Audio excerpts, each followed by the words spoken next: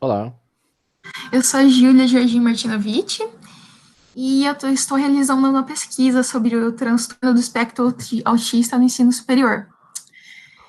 E eu gostaria de saber se você quer participar e se você Sim, quer divulgação dessa entrevista. gostaria de participar. E se tiver qualquer pergunta que te deixe desconfortável, você não precisa responder, tá bom? Uhum. Estou ciente. Vamos começar. Qual o seu nome? William Timura. E qual a sua idade? Minha idade? Uhum. 28 anos. 28 anos. Fiz aniversário mês passado. Poucos dias. Você é diagnosticado ou autodiagnosticado? E desde quando? Fui diagnosticado formalmente por uma equipe multiprofissional. Não somente um profissional, mas diversos profissionais estiveram envolvidos no meu processo de diagnóstico. Isso em 2000 e... O início do processo começou em 2017. Acho que durou mais ou menos um ano, então 2017, 2018, que foi, né, o diagnóstico. Porque é um processo, né? Então, por exemplo, a minha psicóloga chegou na conclusão de autismo antes, por exemplo, da minha psiquiatra. Minha psiquiatra precisou de mais algumas sessões, então, até o final, né, da psiquiatra, do neurologista, foram assim, né, neurologista, psiquiatra e psicóloga que se conversaram entre si até todos chegarem a um consenso para chegarem na conclusão de autismo, no meu caso. Então, eu acho que foi em 2017, 2018, não lembro, não consigo me recordar, mas foi mais ou menos por aí.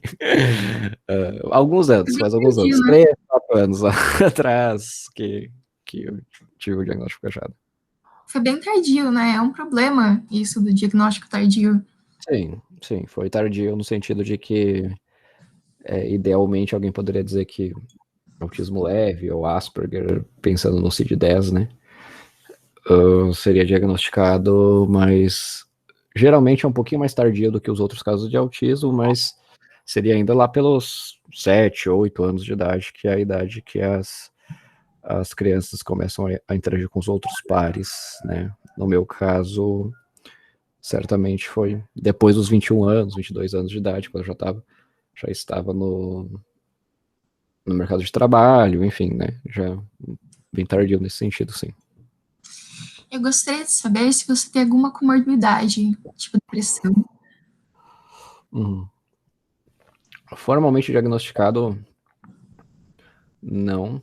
Um, Houve, antes de chegarmos na conclusão de autismo para o meu caso, houve até uma hipótese de que talvez eu seria uma pessoa muito ansiosa, porque era a minha hipótese, né?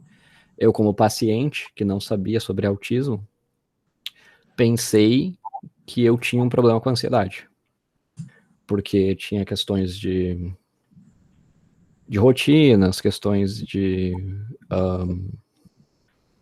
aderência não usual, né, esses rituais e tal, que são todas características do autismo, mas eu não sabia o que era autismo, então eu pensava que era ansiedade antes, né? E aí, quando eu fui ter a minha primeira consulta com a psicóloga, eu cheguei com essa demanda, né? Eu falei para a psicóloga que eu falei assim, olha, eu me acho muito ansioso. E aí passaram algumas consultas, a minha psicóloga, eu perguntei para ela, né? Olha, o que você acha? Será que eu tenho algum transtorno de ansiedade? Tava pesquisando na internet e tal. Ela falou assim: olha, talvez você tenha ansiedade generalizada, mas ainda muito cedo, né, para ter alguma conclusão e tal. E então eu tive essa hipótese.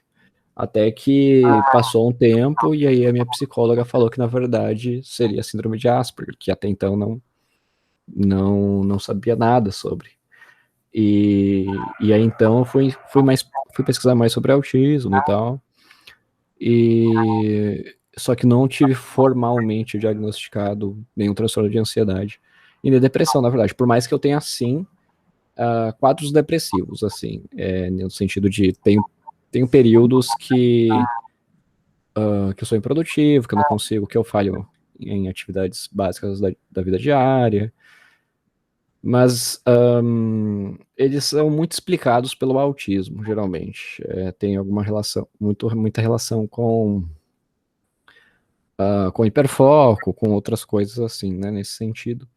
Então, nunca tive formalmente diagnosticado, nunca tive alguém, um profissional que assinou no papel para mim, dizendo que eu tenho, autismo, não, que eu tenho depressão ou tenho ansiedade, né, o que eu já tenho no autismo, né, tenho vários papéis com CID e tal, mas nunca tive um papel assinado isso. Então, eu diria que eu sou um caso de autismo que tem quadros depressivos, mas certamente não tenho um transtorno de ansiedade associado, não tenho TDAH também, que é uma comorbidade, né, que é comum, né, de crianças, adolescentes, jovens aí que estão sendo diagnosticados, de serem diagnosticados com os dois transtornos, certamente não é o meu caso.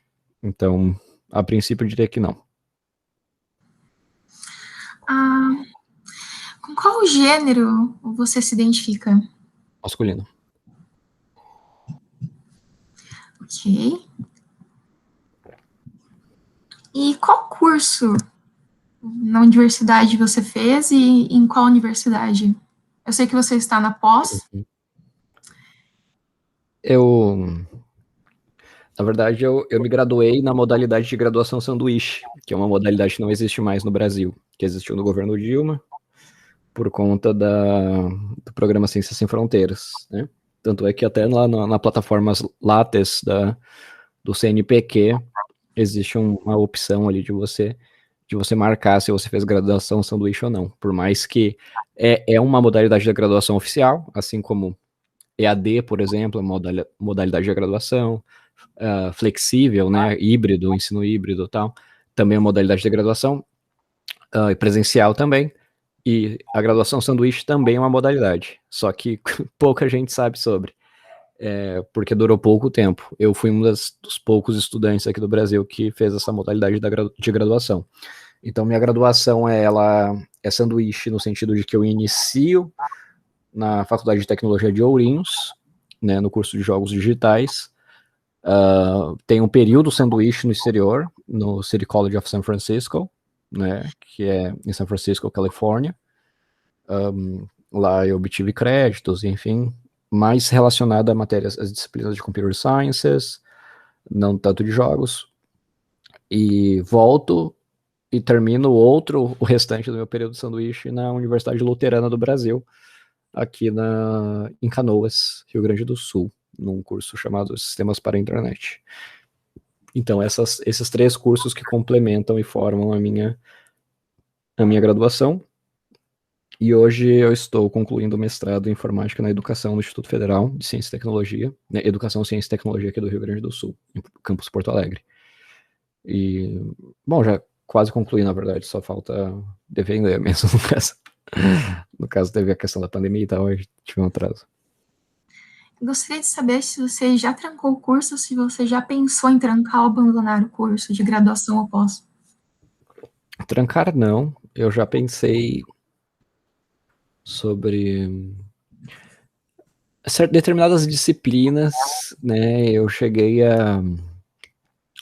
no mestrado não, no mestrado eu passei tudo certinho, mas nos cursos, nas instituições de ensino superior, eu cheguei algumas disciplinas a reprovar propositalmente entre aspas, assim, no sentido de que eu realmente cheguei num ponto que eu não queria mais ir, né, me sentia muito sobrecarregado, o meu interesse era mais nichado e restrito para outras coisas, outros assuntos, e acabava sendo muito custoso, muito difícil de ir para determinadas matérias, mesmo que ainda que eu tinha um desempenho bom, na verdade, né?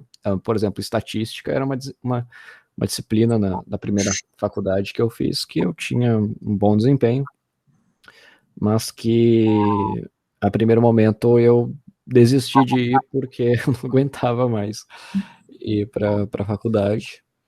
E aí essa, por exemplo, é um dos exemplos que eu pensei assim, tudo bem, eu vou pegar DP, né, dependência nessa disciplina, vou reprovar nela e eu tento no ano que vem, sei lá, agora, nesse momento, não consigo mais.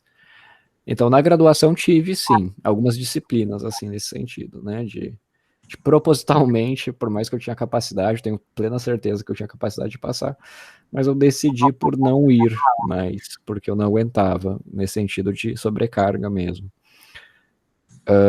No mestrado, não, no mestrado eu fui tranquilo, no mestrado tive alguns contratempos, mas não tive pensamentos, assim, de desistir, de trancar, enfim.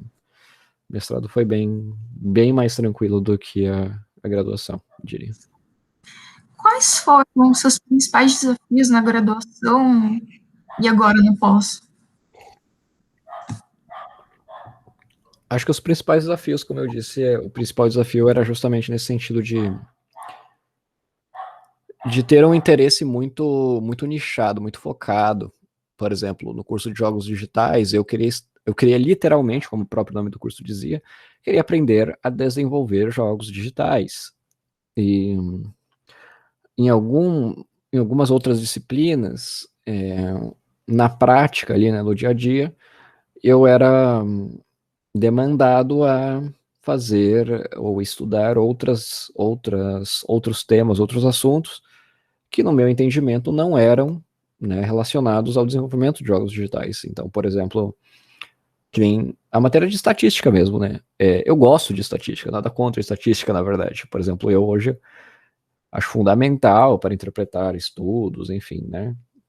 Mas, ao mesmo tempo, ele não era uma matéria contextualizada para jogos, diferentemente, por exemplo, de cálculo vetorial, que era uma outra disciplina que era totalmente contextualizada. Eu conseguia ver claramente como eu estudaria, né, cálculo vetorial para desenvolver algoritmos para melhorar os jogos que eu desenvolvia.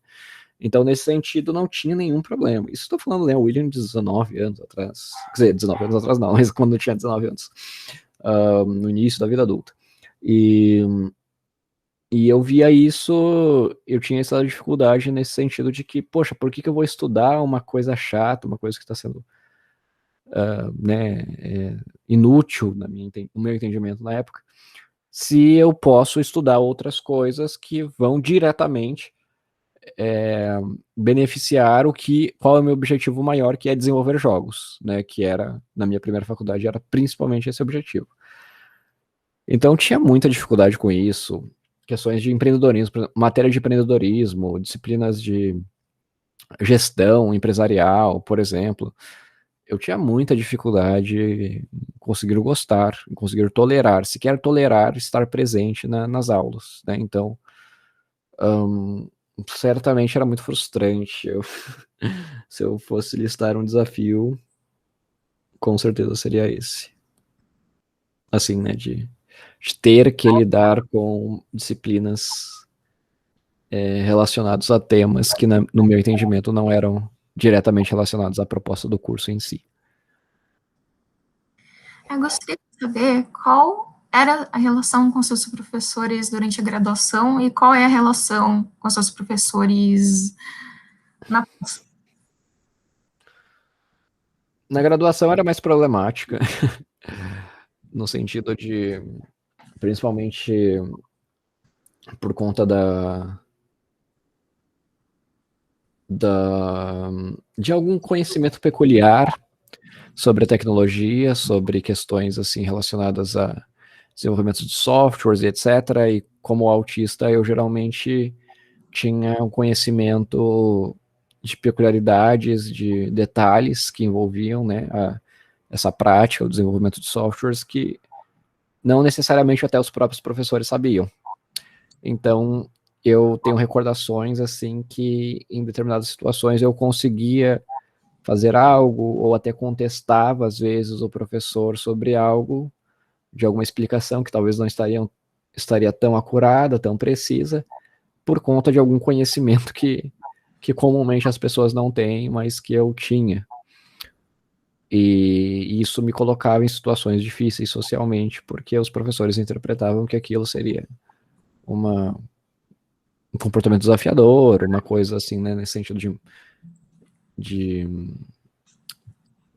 se sentiam irritados, assim mesmo, né, desafiados, como se eu estivesse ali para chamar atenção, enfim, né, uma coisa mais competitiva, assim.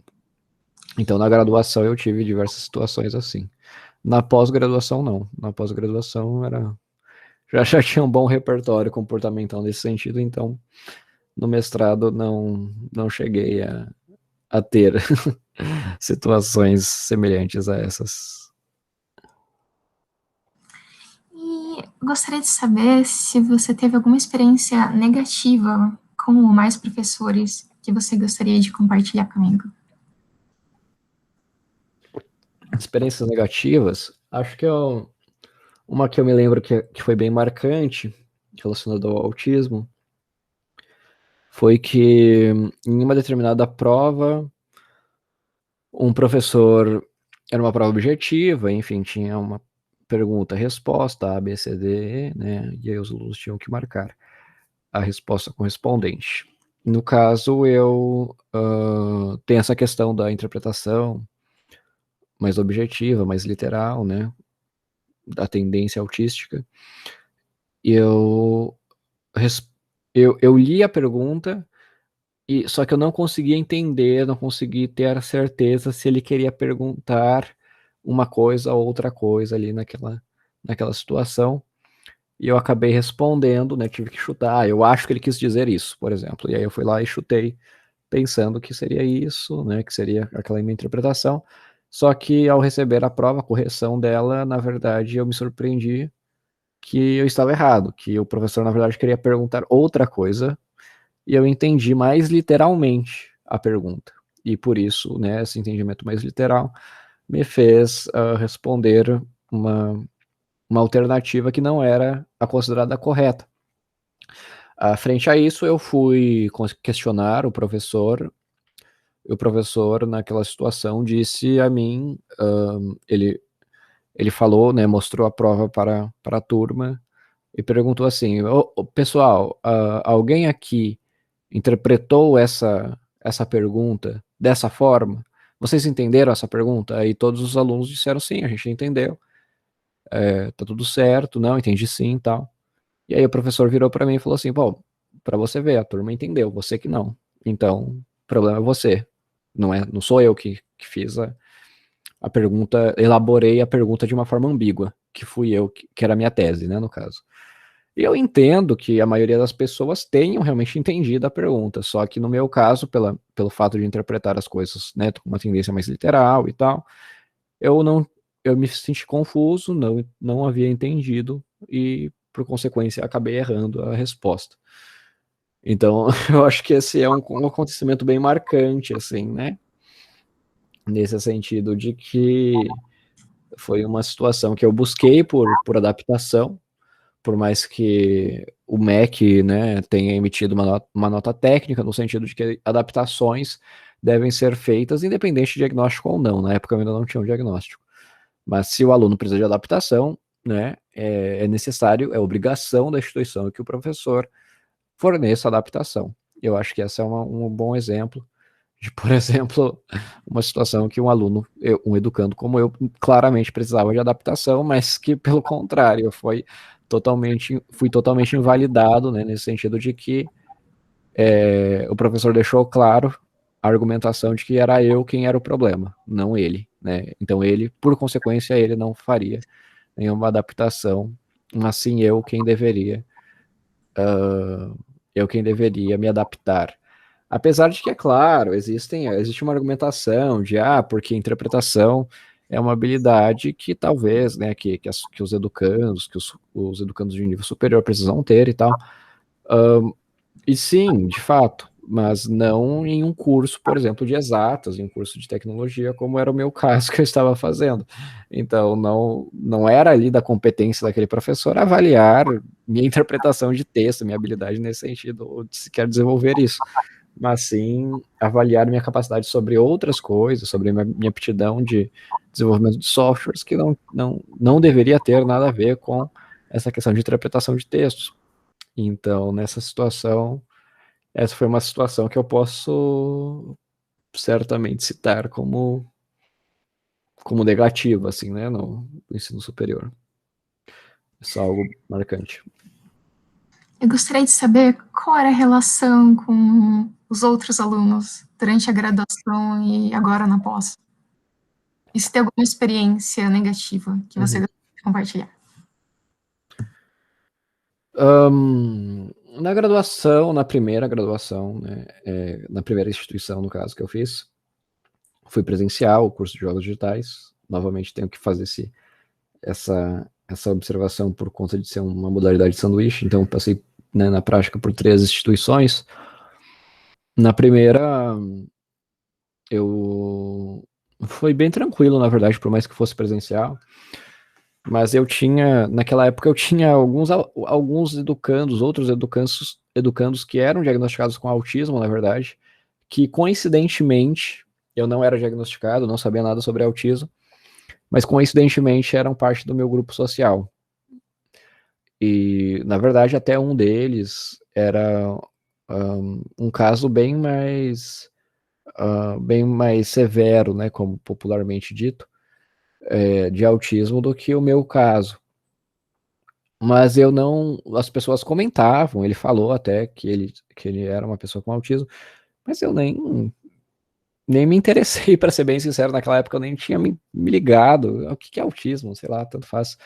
Só, né, ele fazia parte do meu grupo social, a gente jogava junto, a gente, né, conversava, trocava informações sobre a aula, de uma forma bem tranquila. A única coisa atípica que eu via sobre ele é que ele digitava em um teclado. Às vezes eu perguntava algumas coisas para ele digitava em um teclado no laptop e me mostrava o laptop, ao invés de falar vocalmente, né? E aí isso eu achava curioso. Aí eu falava assim, poxa, mas por que você não fala comigo? Ele, eu prefiro assim. Tudo bem. Então, era mais ou menos isso, era a nossa interação.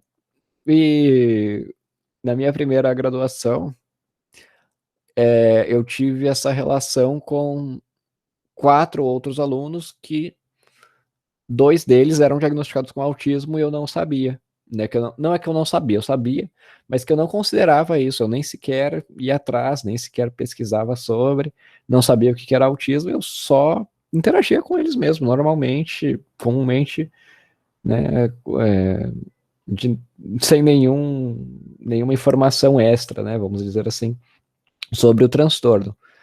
E o convívio era bom, não tinha nada, fora essa questão aí que eu te falei, sobre essa peculiaridade da vocalização de um dos integrantes, né? Éramos em 4 pessoas, 2 deles eram diagnosticados com autismo, eu não era. Outro era diagnosticado com TDAH, né? Hiperatividade, principalmente.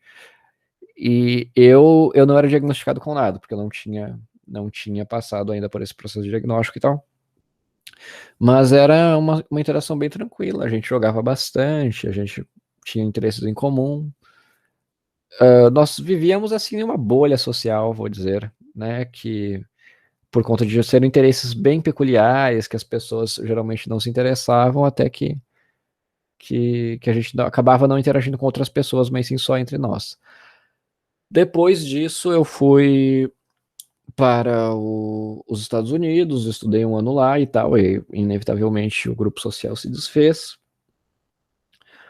Nos Estados Unidos eu sinceramente, não tinha muito tempo para socializar, era muitas demandas, fiquei hiper focado em estudo, foi um ano muito, muito focado em estudo mesmo. Então eu diria que foi neutro a socialização por lá, porque por mais que eu fiz sim alguns amigos, mas era uma coisa sempre muito tranquilo também, nunca tive nenhum problema lá.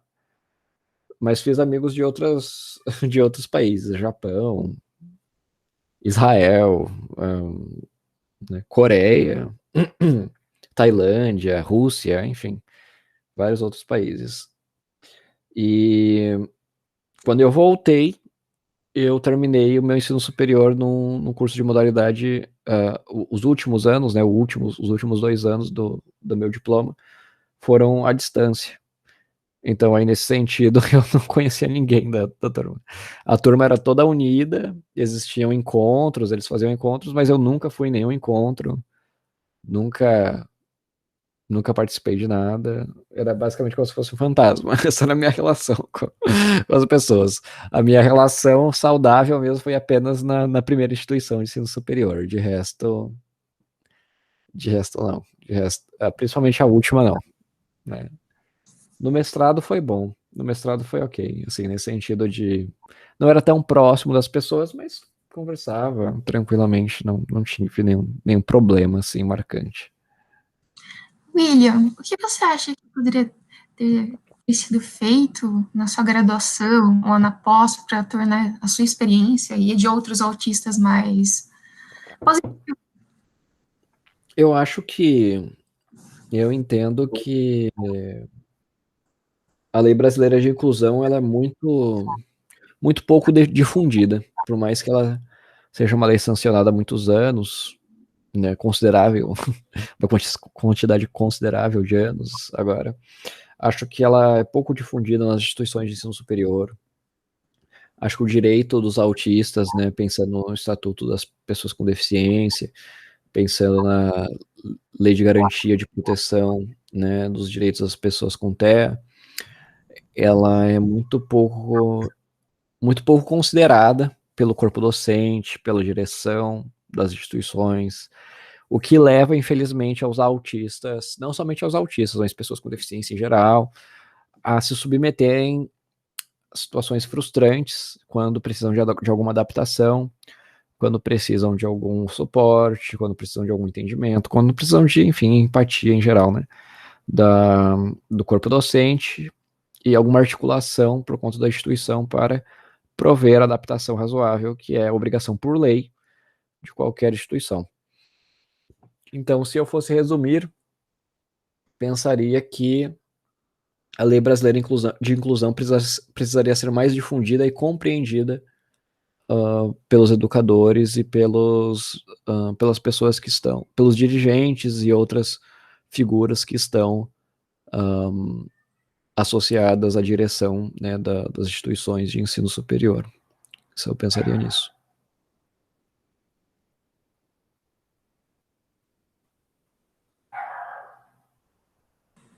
Você está tendo ensino EAD agora na pós?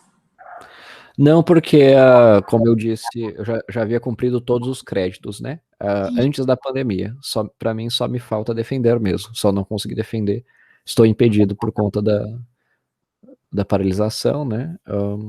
Mas não preciso, não tive, não precisei ter aulas remotas, né? Na modalidade de ensino remoto, porque eu já havia cumprido todos os créditos antes mesmo da pandemia começar. Entendi. Eu gostaria de saber se você conhece algum apoio, se a sua universidade oferecia algum apoio para alunos autistas ou alunos com deficiências. Uhum. Nenhuma delas. Nenhuma, aliás, a não ser o City College of San Francisco, lá nos Estados Unidos, que eles levavam muito a sério essa questão de acessibilidade, mas isso é em outro país. Mas a Faculdade de Tecnologia de Ourinho certamente não. A Universidade Luterana do Brasil, aqui em Campos Canoas, por mais que seja um campus com ótima infraestrutura, muito grande e tal, etc., também não, né? Não havia nenhuma. Nunca recebi nenhum e-mail, nenhuma notificação, nem nada sobre essas questões de acessibilidade. No Instituto Federal de Educação, Ciência e Tecnologia aqui do Rio Grande do Sul, sim. Aqui temos um núcleo de acessibilidade. Apesar de que eles só foram tomar ciência, né, do meu caso, que havia um aluno autista no mestrado um considerável tempo depois, né? Eu já havia cumprido 2 semestres quando veio uma primeira notícia, um primeiro contato por parte deles, assim, no sentido de oferecer algum apoio, alguma ajuda, um suporte, caso fosse necessário. Então, demorei um tempo para notar, né? Demorei um tempo para.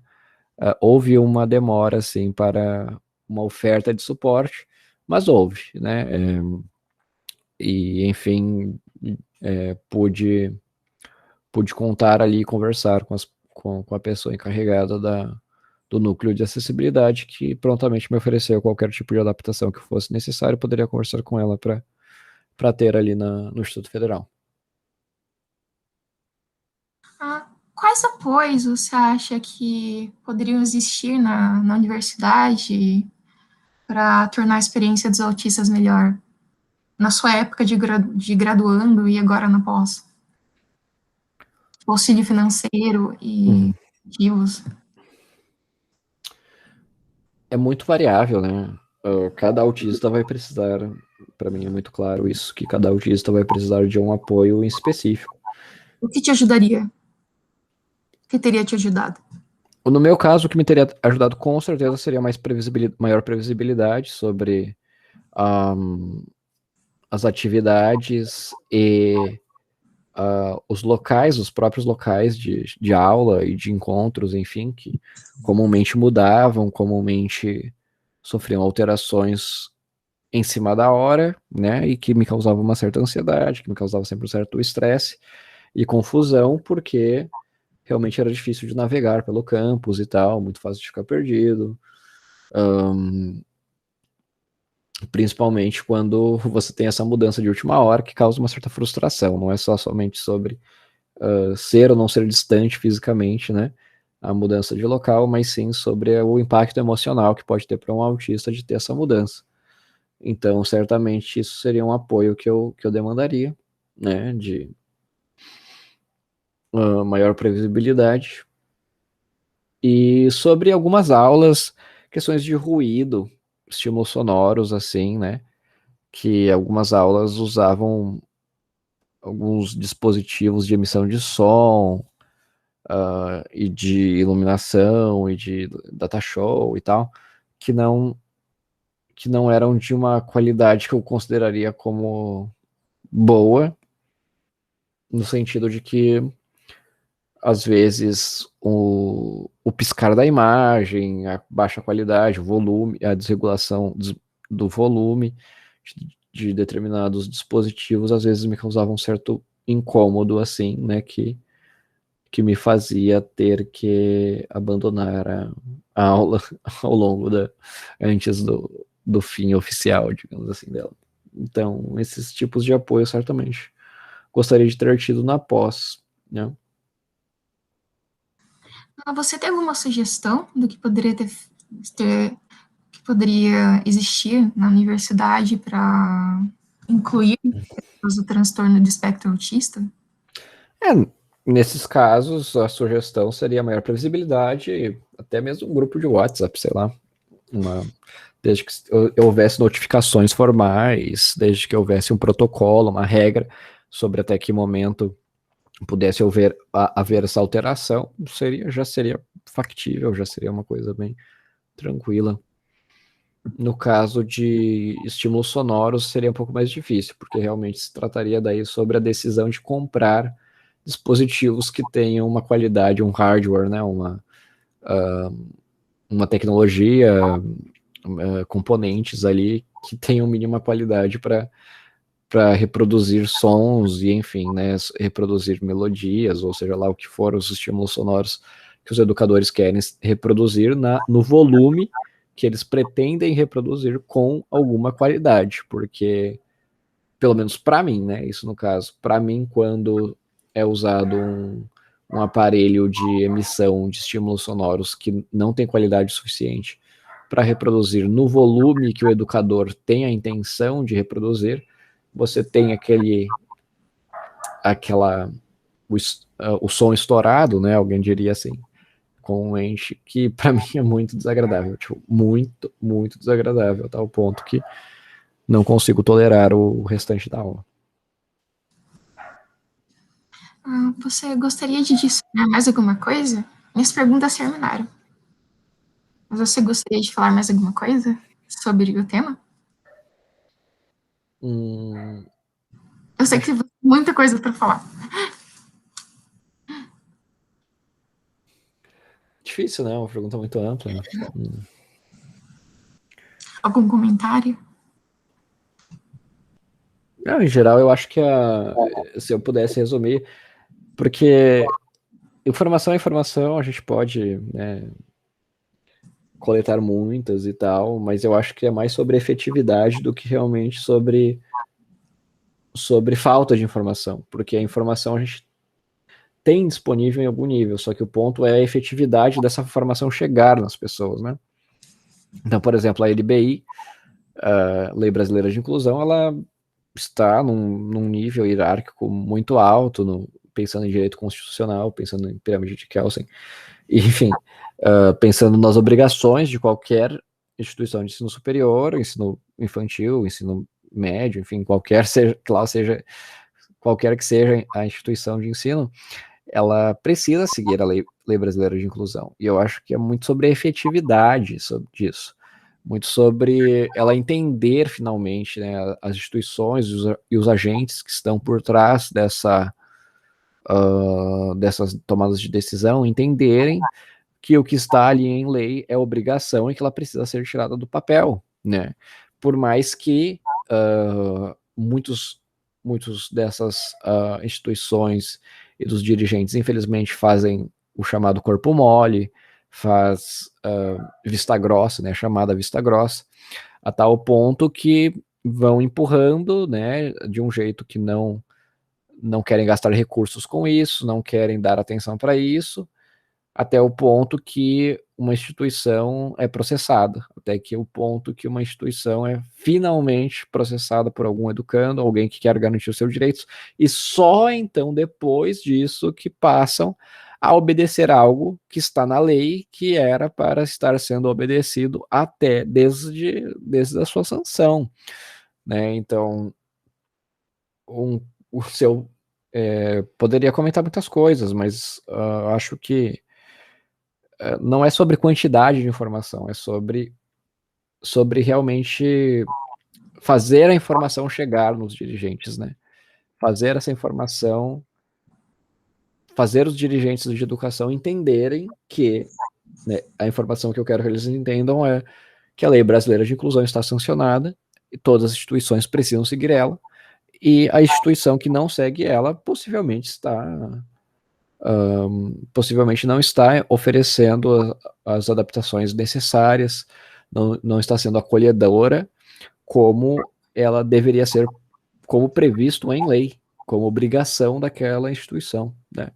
Então, se existem muitas vias, né? Eu entendo que existem muitas vias para se oferecer adaptação, oferecer algum suporte, oferecer qualquer que seja a via de acolhimento e inclusão de algum educando, mas se fosse para começar de algum ponto, né, se fosse para pensar em como um ponto ideal de partida para melhorar a inclusão, e, enfim, e a forma que esses educandos são tratados nas instituições, seria certamente a partir do entendimento pleno da Lei Brasileira de Inclusão e sua operacionalização, e sua implementação nas instituições. Então, você acha que a chave é a conscientização? Sobre a LBI, aqui no Brasil, neste momento, sim. E sobre o autismo também?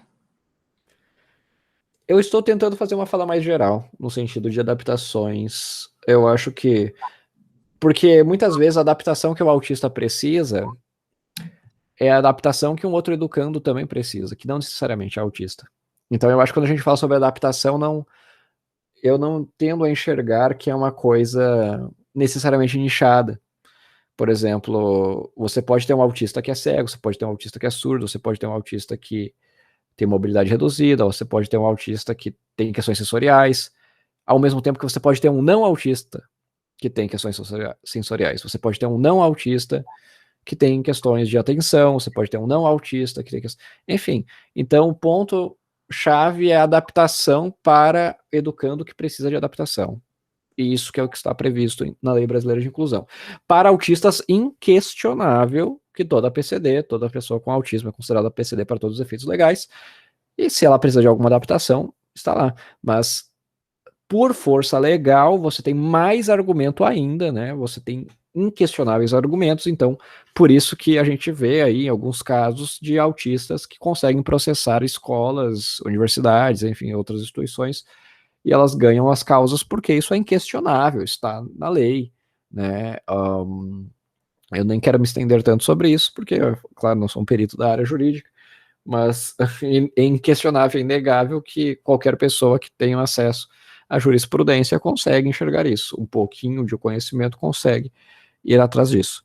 Mas, novamente, né, uma nota técnica emitida pelo MEC entende e orienta as instituições que adaptações devem ser feitas para qualquer educando, independente se é ou não é considerado PCD, se é ou não é considerado uma pessoa com deficiência, se é ou não é uma pessoa autista, TDAH, enfim. Se precisar de adaptação, a adaptação deve ser fornecida, independente de laudo, independente de condição, independente de CID. Eu entendo dessa forma, né? Para autistas, obviamente, é de se esperar que algumas adaptações são necessárias. Para alguns autistas, mais adaptações, para outros autistas, menos adaptações. Para outros autistas, adaptações temporárias, talvez vai chegar alguma hora que ele não vai precisar de mais nenhuma, tá tudo bem.